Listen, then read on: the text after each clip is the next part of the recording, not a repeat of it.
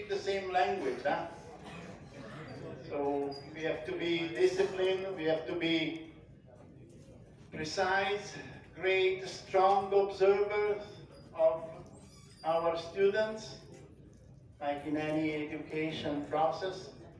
So I'm involved in table tennis. The previous slide was with India since long time. I joined India again in May 2024, but before I was here again in 2016 till 2018, and then again 2009 and 2010. So they told me I'm quite stubborn to come back to India every time.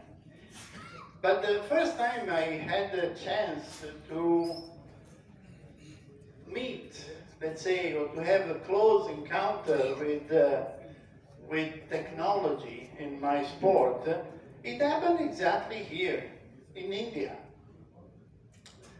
During the World Championships, yeah, maybe we can have next. During the World Table Tennis Championships, India had two World Table Tennis Championships, one in 1987 in Delhi and one in 1975, exactly 50 years ago. That was my first close encounter of technology, and it was this one. It was, I don't know if you are familiar, probably not. I don't think. But the first time I had the chance is the telex. You know what is the telex, right? I think, yeah, you should be known that. It was my first World Championships in Kolkata in 1975. So my coach, far away from Italy, wanted to give me advice, support. I was just a teenager, so maybe by now you can understand my age, I believe, 50 plus. Okay, anyway. So he wanted to send me some support and advice, what to do, what not to do about that player, about the other players. But then this one came in a very, very helpful way. And from that, many other situations came. So he said, okay, we can talk through the telex, but we need something else. So I started to carry a big camera. At that time it was like, my bag was a 15 kg, 14.8 kg camera and 200 grams my racket. That was the thing. So now it's much more different, huh? How technology moves so fast. I believe technology has a, yeah, we can go ahead, yeah. Technology, of course, goes together with any field, sport included, of course. But why we need technology? So what is the reason? We have just two things, and it's common for every sport, for every field, in the car industry, airplane, anywhere, is efficiency and performance. So these two, when you think about efficiency and performance, then the human, of course, can do a lot in many sports. You may know very well, athletics maybe, or other sports. Table tennis, I have to say, is quite atypical, and we will see something regarding table tennis. But wait, any of you play table tennis, is familiar with table tennis? How many? Yes? One? Yeah, one we have. Two! Whoa. Who offers more? Yes. I mean, table tennis is strongly empirical game based on experience, direct experience, feeling, and many other things that sometimes technology, of course, helps, but we have to pay attention how not to avoid the feeling of the player, the gut, what we say, the instinct of the moment to win or lose a point. So I have prepared these 11 points. You know, table tennis, we win the game match with 11 points. So once you score 11 points, you win. And I have prepared a few things regarding how to win 11 points, let's say, using the technology and in various areas. And we can go ahead. Of course, the first one was the video analysis. As I said before, I had this big camera. Video analysis is helping myself as a coach, players. Nowadays, there is no players going to any competition or even do the training, the daily training without a camera. They come with the camera, whether it's the iPhone or any other mobile device, and then they set up the camera there, and they review, and then they check with the help of experts, with the help of coaches, and so on. So the video analysis is the first let's say, tool that we can use, and it's very, very largely used in table tennis. What the video can give? The video can give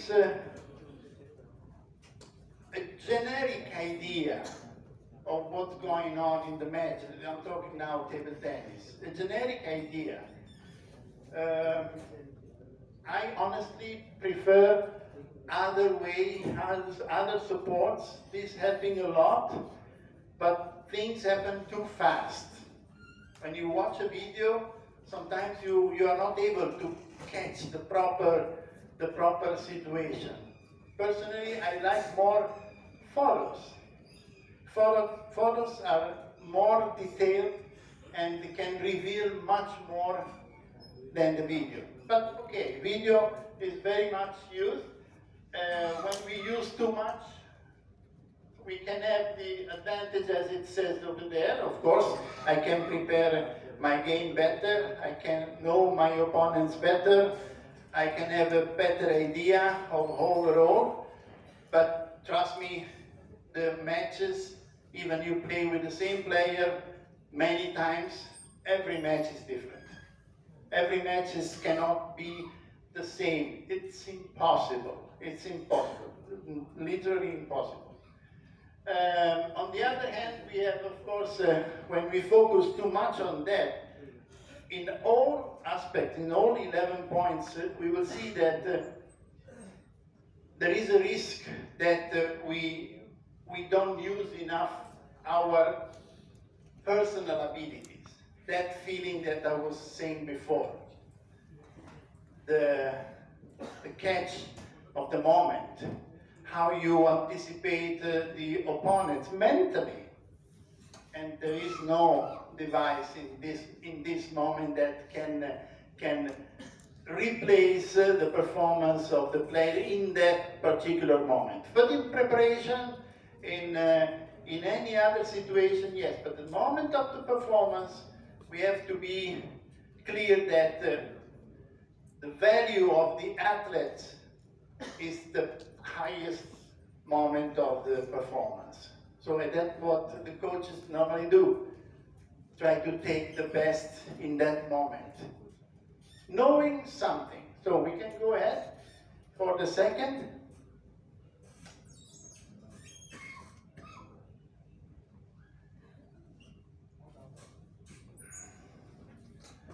Again, once we have a video, once we have some tools, let's call tools, so we can definitely identify certain idea of game, how to optimize the game, how to create the ideal conditions, let's say, to perform. But what we need to do when we use the technology, what is the main thing that, yes, we said before, efficiency and performance.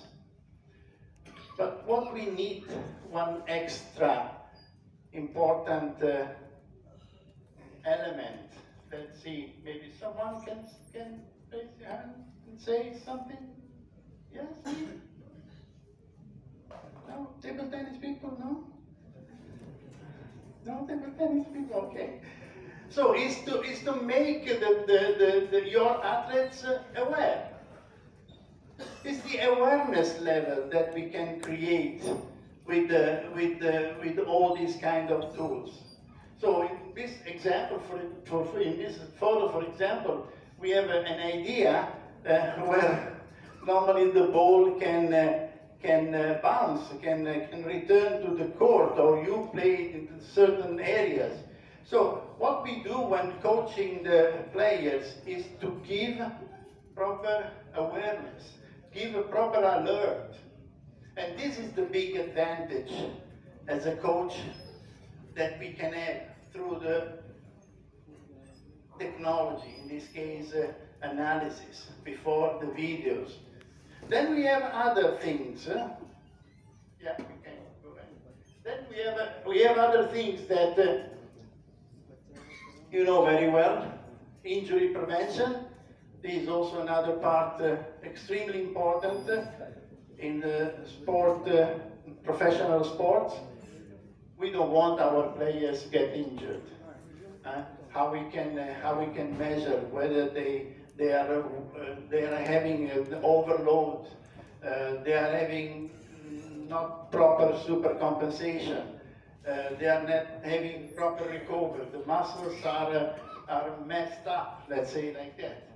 So we have to avoid. There are some tools that can help the coaches, the support staff to prevent. Oh, thank you. Sorry.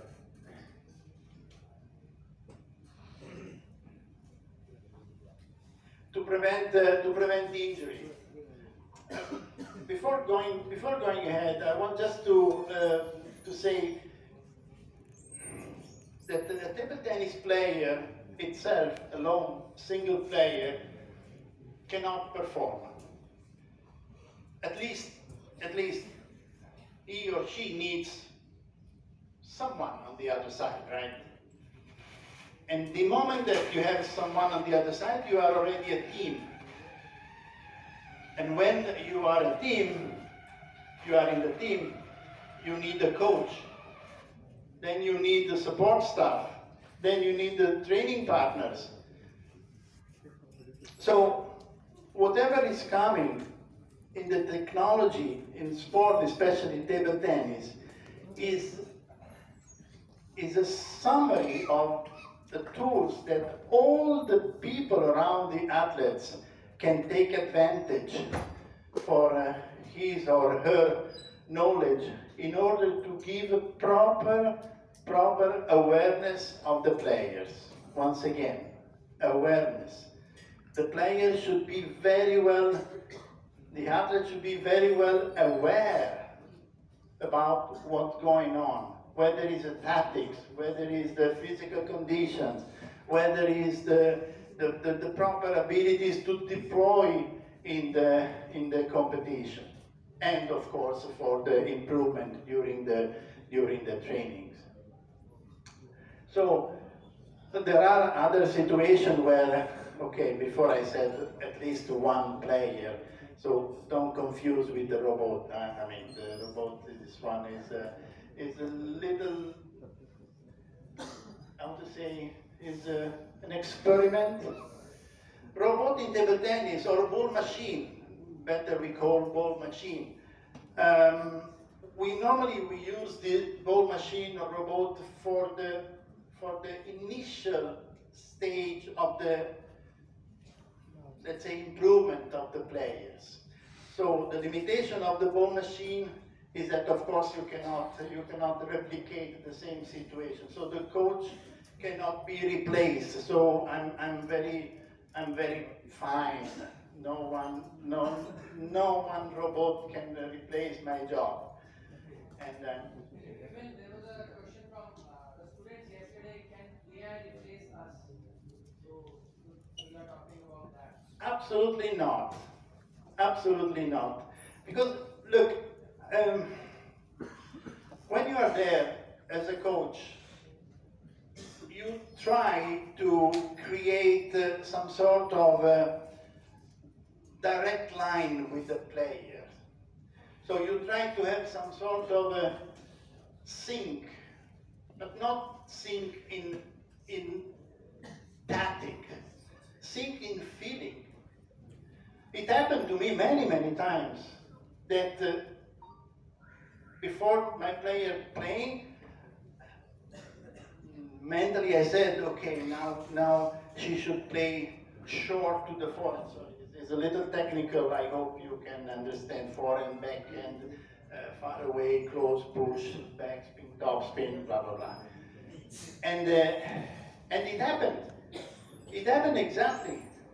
So it means that the coach can establish really strong connections with the player, and this is to answer. It's not replaced with anything as of now.